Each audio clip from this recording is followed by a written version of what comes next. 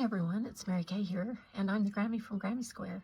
Today I'm going to show you how to do this mini basket weave pattern that has a one row repeat, making it super easy. Stay tuned to the end and I'll give you a written pattern.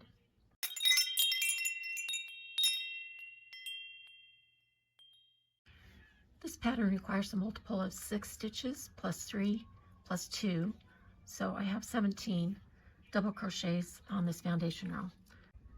I'll chain 2 and turn. That counts as the first stitch right there. Then we'll do front post double crochets in each of the next 3 stitches.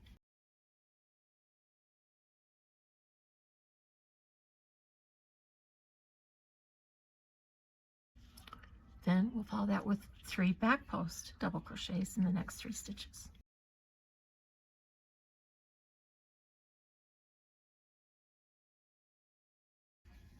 And then we'll repeat that to the end of the row, ending with the front post double crochets. We'll end this row with a half double crochet in the last stitch. So you can see we have a series of front posts, back posts, and so on across. Row 2, chain 2, that will count as our first stitch, and then we will repeat row 2 again. So that's just 3 front post double crochets and 3 back post double crochets,